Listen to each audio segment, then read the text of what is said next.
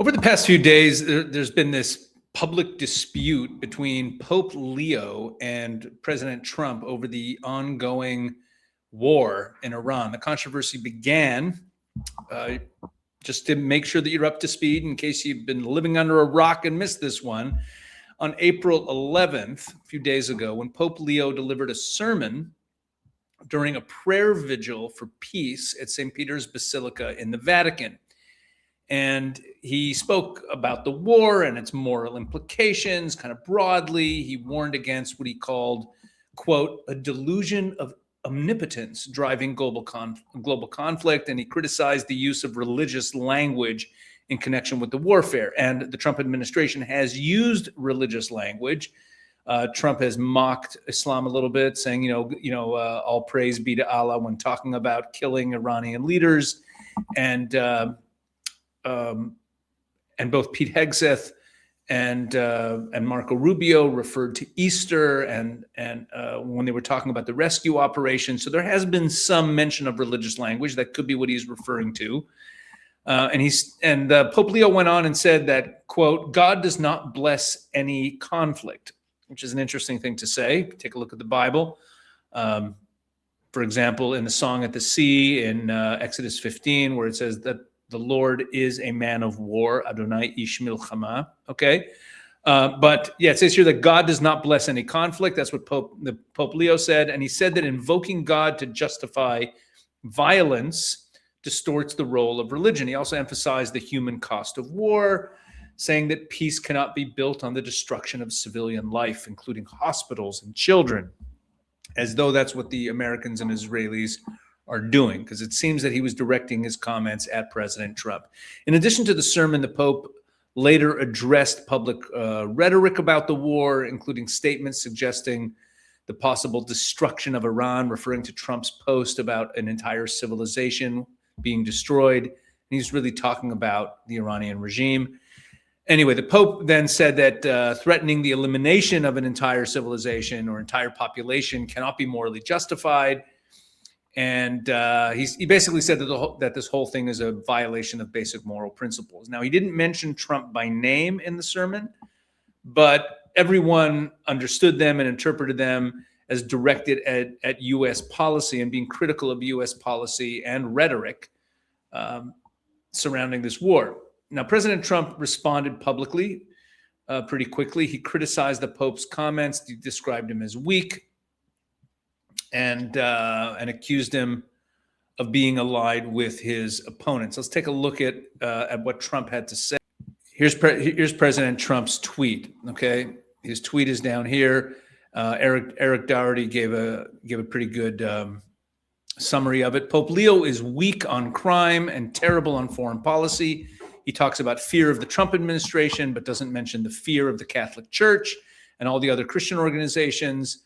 That the Catholic Church and all the other Christian organizations had during COVID, when they were arresting priests, ministers, and everybody else for holding church services, even when going outside and being 10 and even 20 feet apart. I don't want a pope who thinks it's terrible that America attacked Venezuela, a country that was sending massive amounts of drugs into the United States, and even worse, emptying their prisons, including murderers, drug dealers, and killers into our country.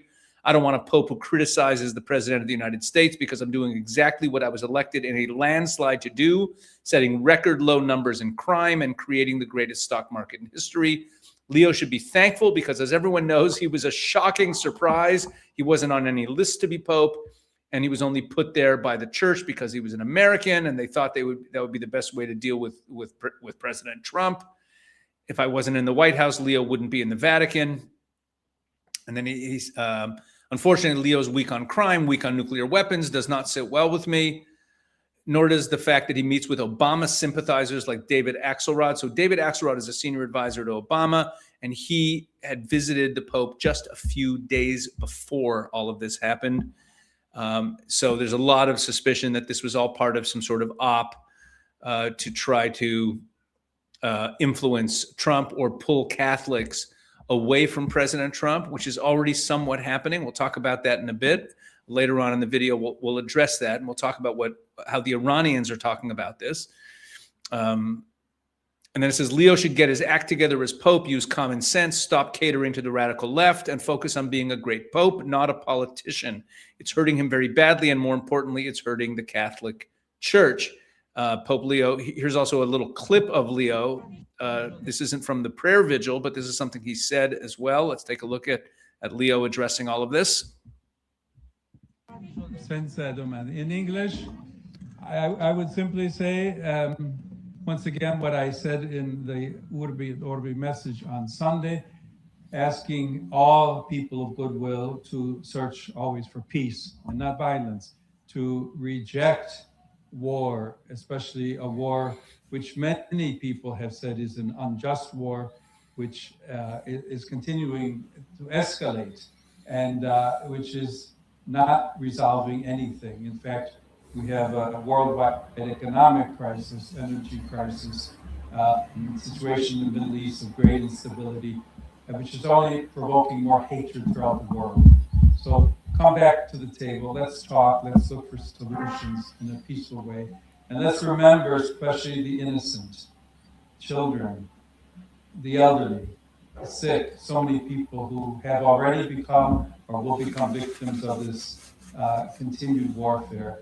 To remind all that attacks on civilian infrastructure is against international law, but that it is also a sign of the hatred, the division, the destruction that human beings are capable of. And we all want to work for peace. People want peace. I would invite the citizens of all the countries involved to contact the authorities, political leaders, congressmen, to ask them, tell them to work for peace and to reject war. Okay, so here he's openly coming out against the war. He's calling it unjust. Now, let's be very clear. He said nothing about the slaughter by the Iranians of their civilians. He never speaks up on behalf of persecuted Christians across Muslim nations in the Middle East. So let's take all of this with that context in mind as well. Here's President Trump from yesterday responding. Why did you attack Pope Leo on Truth Social? I don't think he's doing a very good job. He likes crime, I guess. He hit us. Think of it. He's worried about fear. What about the fear when the ministers and the priests and all of those great people that were arrested during COVID, and in many cases they're outside 10 feet apart and they were arrested? We don't like a pope that's going to say that it's okay to have a nuclear weapon. We don't want a pope that says crime is okay in our cities. I don't like it. I'm not a big fan of Pope Leo. He's a very liberal person, and he's a man that doesn't believe in stopping crime. He's a man that doesn't think that we should be toying with a country that wants a nuclear weapon so they can blow up the world. I'm not a fan of Pope Leo. All right, that's Trump, basically saying the same things that he said in the tweet. Now, I saw this great clip from Bill O'Reilly responding to this whole thing, and he says what I would want to say better than I could say it. So let's go to him. I could mediate a settlement between the Pope and Donald Trump. I could do it. But in such a mediation, I would have to ask His Holiness, very frankly, you have 30,000 people gunned down in Iran just a few weeks ago. We heard nothing from the Vatican on that at all. Nothing. You have a terror government close to a nuclear weapon. Is it acceptable for the Catholic Church to look away from that?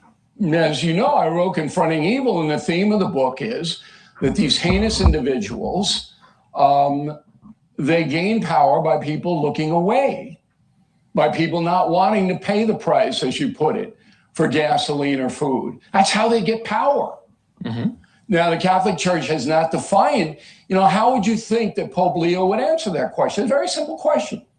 Is the Catholic Church okay with the mullahs having a nuclear weapon? Your Holiness, yes or no?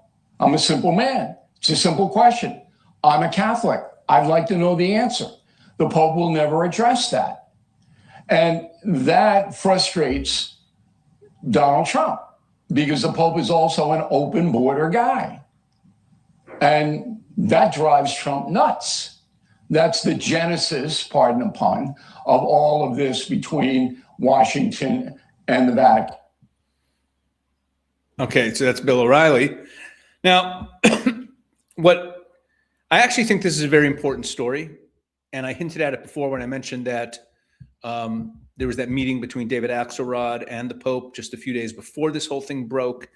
There's also a 60 Minutes episode that was just released with some Catholic cardinals who were with Axelrod, who were criticizing Trump. It seems that there might be some kind of op being run to try to pull traditional Catholics, to try to pull Catholics away from President Trump.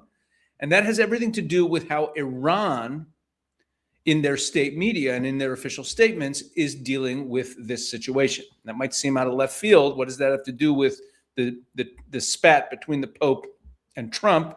But take a look. Tasnim, Iran regime media. Iran condemns Trump's insult to Pope.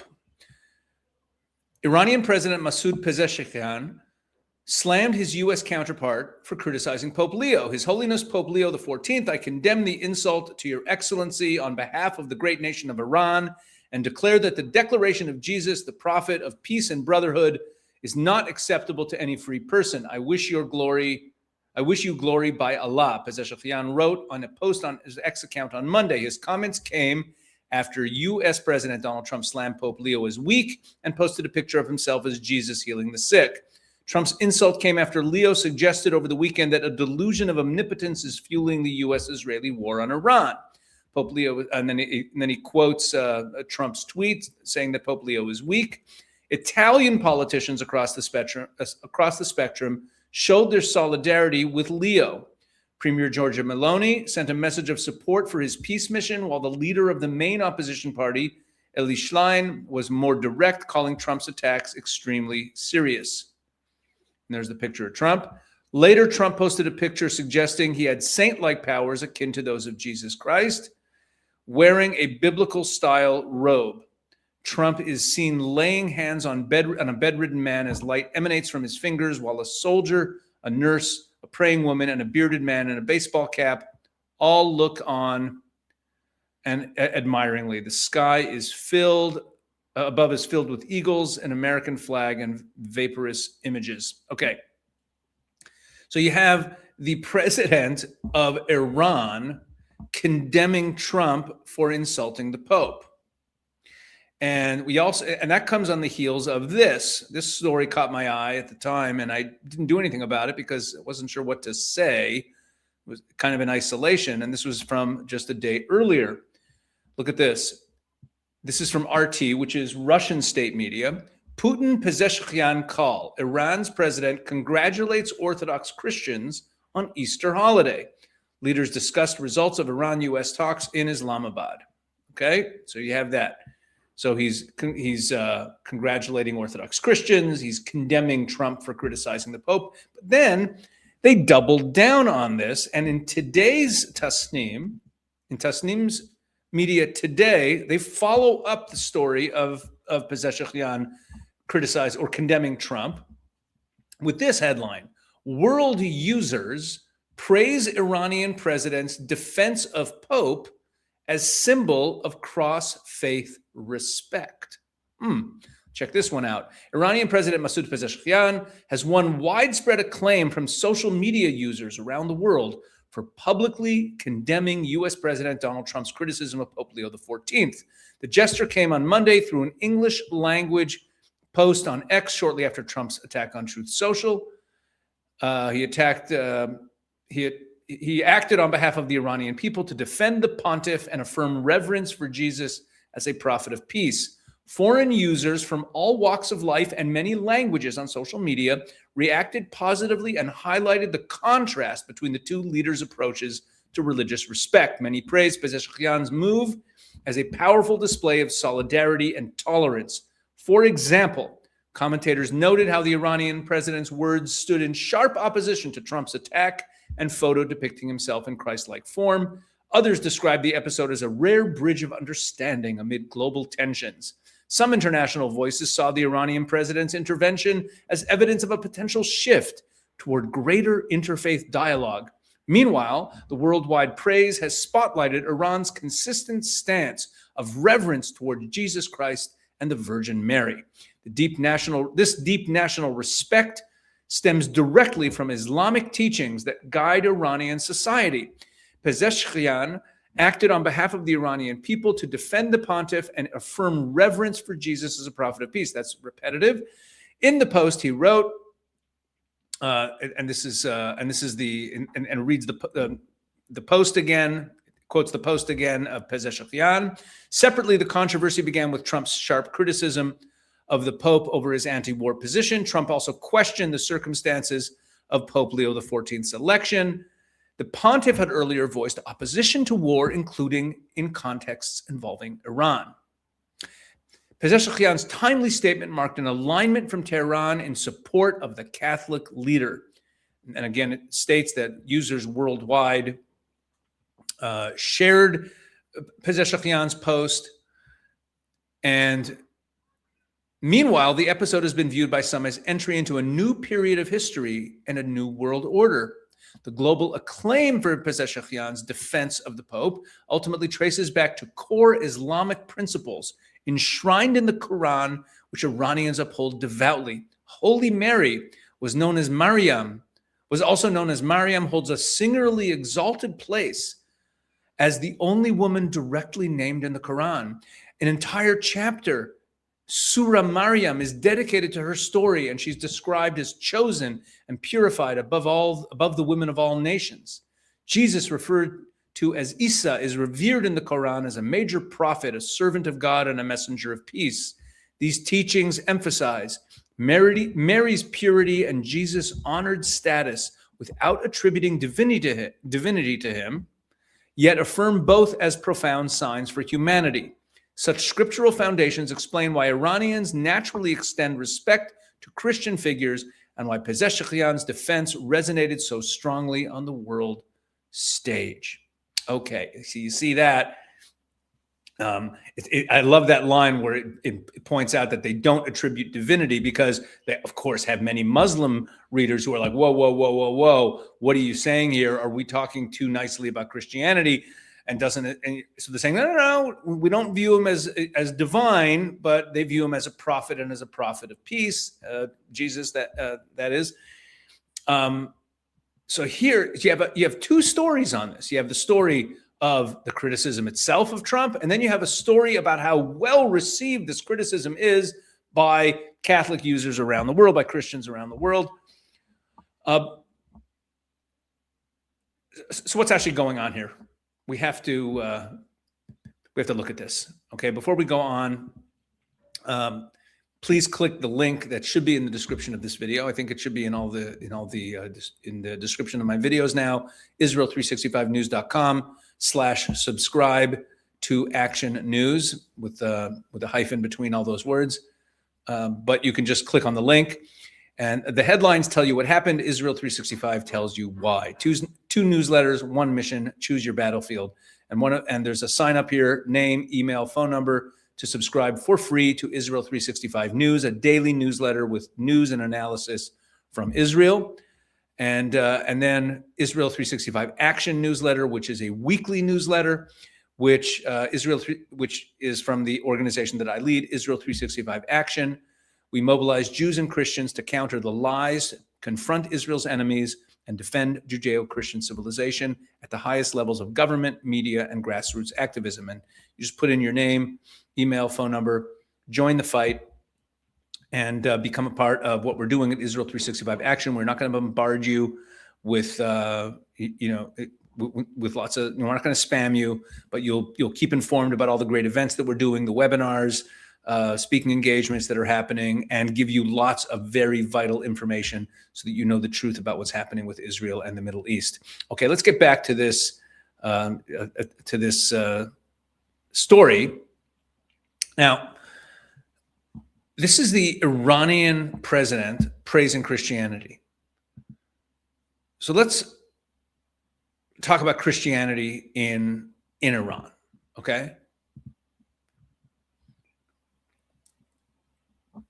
If this thing is absurd, just to understand how absurd this is, there is an organization called Open Doors. Okay, Open Doors is a Christian organization, and they monitor the persecution of Christians all over the world. Okay, they publish something called the World Watch List. It comes out every year. The World Watch List of 2026. Here it is up on this website. You can go to opendoors.org. Again, it's a Christian organization. And it says the World Watch List is Open Doors' annual ranking of the 50 countries where Christians face the most extreme persecution. Okay, and then they have profiles of each of the countries. Here's the 50 countries that persecute Christians the worst. And there's different color coded for the severity of the persecution. The worst country in the world, the number one worst place to be a Christian is North Korea. And it's there pretty much every year. If you're found out to be a Christian in North Korea, you're immediately imprisoned or probably killed. Very often they're just executed. It is the absolute worst place to be a Christian in the world. That's North Korea. Now, in the top 10, which are all countries that are color-coded in the dark red, severe persecution, are Somalia at number 2, Yemen, Sudan, Eritrea, Syria, Nigeria, Pakistan, Libya, Iran. In all of those countries, the reason that Christians are persecuted is that they're being persecuted by Muslims. And notice that Iran is the 10th worst place in the world to be a Christian. The 10th worst place on the world to be a Christian. According to this World Watch List, according to the report on Iran, converts from Islam to Christianity in Iran face the harshest religious freedom violations. That's what they're held in violation of. The worst persecution is not directed at historic Christian minorities, but at Muslims who choose to become Christians. In Iran, if you're born a Muslim, then that is legally a permanent status. As the report puts it, quote, ethnic Persians are automatically considered Muslim, making converts to Christianity apostates under Islamic law. So conversion is not treated as a personal religious decision. It's treated as a crime and also as a political threat. That's why in the regime's own framing, conversions are viewed as a Western threat to undermine the Islamic Republic. That's how they're understood there. Christians, especially converts, are routinely arrested and interrogated and sentenced, not for violence. They're not sentenced because they did something wrong, but for meeting together, okay, for practicing their faith. They'll get arrested and interrogated. And as the report, the Open Doors report states, quote, they face arrests, prosecutions, and lengthy sentences, typically on charges of national security violations. Okay, so if you're a Christian, you're considered a national security threat in Iran. There are cases where people are literally prosecuted because they owned a Bible in Persian. Now, after the war, after the June 2025 war, the 12-day war, this escalated even further. The authorities began, again, this is their language, openly accusing converts of aiding Israel. Okay, now think about that. You become a Christian, and the government labels you a foreign agent for becoming Christian. You're treated as a spy. At least 50 Christians were detained in the immediate crackdown after that war. And this is happening in a place where, as the report describes it, quote, thousands of Christian, as the Open Doors report describes it, thousands of Christian converts meet secretly. They're constantly threatened by security services that closely monitor their activities. So the Christian religion has to be underground in Iran. There's a criminalization of their faith. Now, there's another layer to the way the Iranian regime plays this. They always point to these recognized Christian minorities, and they even have a few seats in parliament that are reserved for them. And they say, look, we have religious freedom. We have Christians. Like it's like 1% of the population, by the way.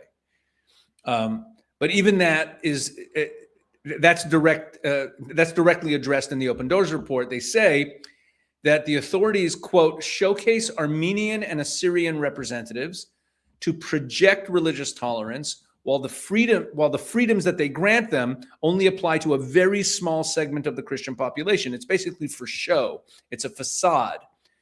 So when you have Masoud Pezeshkian, the president of Iran, who's now coming out, he's posturing as a defender of the Pope, just remember that this is a regime that treats Christianity, especially if someone chooses Christianity, as a national security threat. They arrest Christian believers.